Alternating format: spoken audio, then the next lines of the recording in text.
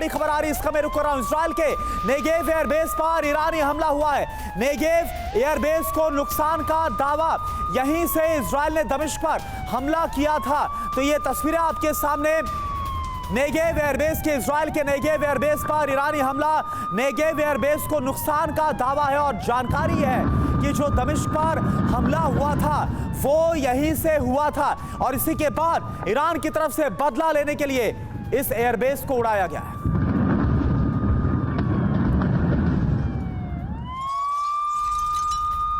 और एक और बड़ी खबर, इजराइल में पीएम बेंजामिन नेतन्याहू की वॉर कैबिनेट में जंगी ऐलान। वॉर कैबिनेट में ईरान के खिलाफ प्लान तैयार किया गया है।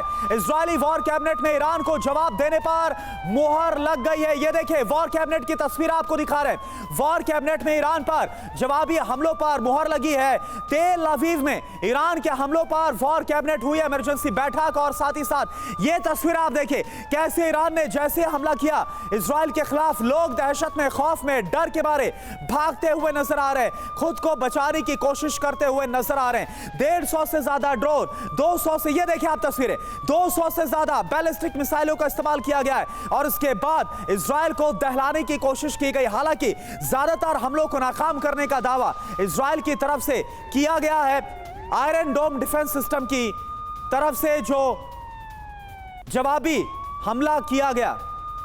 और ये देखिए हमारे साथ ये तस्वीरें तो हम दिखा रहे हैं, मनीष भी इस वक्त हमारे साथ है। मनीष, ये 2 तस्वीरें दिखाइए और आप जरा बताइए, याद आ रही है अक्टूबर पिछले साल जब हमास से इजराइल का युद्ध हुआ था, क्या कुछ ऐसा ही मंजर था?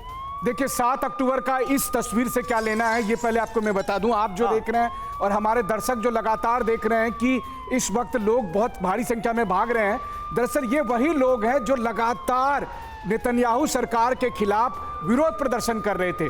जो तेल अवीव के स्ट्रीट में एक जगह पर, यानी कि अगर मैं कहूं कि वो तेल अवीव का जंतर मंतर बना हुआ था, जहां पर वो लगातार पिछले 6 महीने से बैठकर विरोध प्रदर्शन कर रहे थे। लेकिन जब ईरान ने हमला किया, जब ईरान की तरफ से मिसाइल और ड्रोन इजराइल की तरफ बढ़े, तो उसके बाद इजराइल आर्मी ने इन लोगों को कहा कि आपको अपनी जगह से वैकेट करना पड़ेगा और इन लोगों को कहा कि आप अपनी जगह से हटकर सुरक्षित जगह पर चले जाए। तो ये वो तस्वीरें हैं कि पिछले 6 महीने से इजराइल के लोग जो इजराइल की सरकार के खिलाफ विरोध प्रदर्शन कर रहे थे, जो ये मांग कर रहे थे कि बंधकों की रिहाई की जाए, उनको भी इजरायली आर्मी ने कहा कि हमला होने वाला है, आप तुरंत सुरक्षित स्थानों पर जाएं और उस स्ट्रीट को खाली करा दिया गया है। वहीं दूसरी तरफ की जो तस्वीर आप देख रहे हैं कि देखिए लगातार किस तरह से इजरायली आयरन डोम ने अपने एयर स्पेस में सुरक्षा मुहैया की और इसीलिए इजरायली सेना यह कह रही है कि ज्यादातर मिसाइलों को और ड्रोन को हमने नष्ट कर दिया है, यानी उससे हमें नुकसान नहीं हुआ है। लेकिन उन्होंने कहा ज्यादातर, यानी कुछ ऐसे भी ड्रोन और मिसाइलें रही जो इजराइल के मिलिट्री टारगेट को, जो मिलिट्री एसेट्स हैं, उनको टारगेट करने में कामयाब रहे। जी ठीक है, मैं आपके पास फिर से आऊंगा मनीष, लेकिन इस बीच कुछ और जो बड़ी तस्वीरें आ रही है, बिग वॉल का सीधा हम रुख कर रहे हैं और बिग वॉल पर मैं चाहूंगा सुमित जरा उन तस्वीरों को आप समझ जाइए, क्योंकि देखिए 2 बड़ी चीजें यहां पर हो रही हैं। एक तरफ ईरान का इजराइल के खिलाफ जो हमला हुआ और दूसरी तरफ अब जो स्ट्रेटेजिकल तैयारी हो रही है इजराइल की तरफ से ईरान के खिलाफ, कैसे इसका जवाब दिया जाएगा, वो तो 2 तस्वीरें यहां पर सामने आएंगी। लेकिन जैसा हम आपको लगातार बता रहे हैं कि इस वक्त एक बड़े डर खौफ का माहौल भी इजराइल के अंदर नजर आ रहा है और बड़ा सवाल यह भी है कि क्या इजराइल का जो हमास के खिलाफ लगातार अटैक जारी है उससे भी ध्यान भटकाने की कोशिश। ये तस्वीर आपके सामने और ये दूसरी तस्वीर आपके सामने, मैं चाहूंगा इन दोनों तस्वीरों को आप एक्सप्लेन करें सुमित। देखिए, ये अगर आप पहली तस्वीर अगर आप देखें तो वॉर कैबिनेट की मीटिंग चल रही है। दरअसल मैं आपको बताऊं कि वॉर कैबिनेट की मीटिंग में अभी ये डिसाइड किया गया है, दूसरी बड़ी मीटिंग है ये 24 घंटे के अंदर, और ये डिसाइड किया गया है कि 24 घंटे के बाद ही ये बताएंगे कि आखिरकार किस तरीके से इसकी रणनीति। इसी बीच इजराइल ने यूएन सिक्योरिटी काउंसिल में मूव कर दिया है कि वो इस मामले में डिस्कस करे, कि इमरजेंसी मीटिंग बुलाए और ईरान का जो अटैक हुआ है उसके खिलाफ क्या कार्रवाई की जाए ये भी डिस्कस करें। और दूसरी तस्वीर जो आप बता रहे हैं कि ईरानी अटैक और मिसाइल दागी गई है, अगर आप ये तस्वीरें देखें, ये तय था कि 24 घंटे के बाद कि ये होना है, इसलिए इजराइल ने अपने डिफेंस सिस्टम सभी डिप्लॉय किए हुए थे। मनीष, मैं चाहूंगा अभी यहां पर आए प्लीज यहां पर, और मैं ये समझना चाहूंगा क्या ये जो तस्वीर इस वक्त हम यहां पर देख पा रहे हैं, क्या इजराइल हमास के खिलाफ बीते 6-7 महीने से जैसे इंगेज है, वहां से ध्यान भटकाने के लिए, हमास के खिलाफ कमजोर करने के लिए भी स्ट्रेटेजी हो सकती है ईरान की?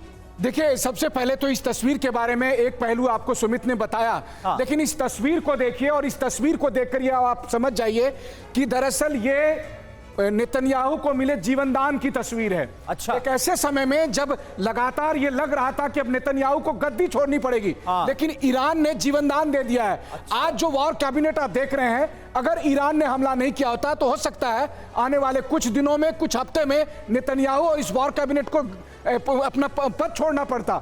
लेकिन अभी इस वॉर कैबिनेट को एक बहाना मिल गया यह कहने के लिए कि देखिए अभी हमें वॉर कैबिनेट को बनाए रखने की जरूरत इसलिए है क्योंकि हमारे सामने सबसे बड़ा खतरा है और वो खतरा ईरान के तौर पर है। एक बात याद रखिए, इजराइल हर कुछ भूल सकता है, इजराइल के लोग हर कुछ को इग्नोर कर सकते हैं, लेकिन इजराइल के लोग ईरान के साथ सीधे खतरे को कभी इग्नोर नहीं कर सकते। बिल्कुल, तो दो फ्रंट्स पर मनीष अब यहां पर इजराइल एंगेज होता नजर आ रहा है। एक तरफ हमास के खिलाफ और उससे बड़ा जो फ्रंट है वो ईरान के खिलाफ खुल चुका है।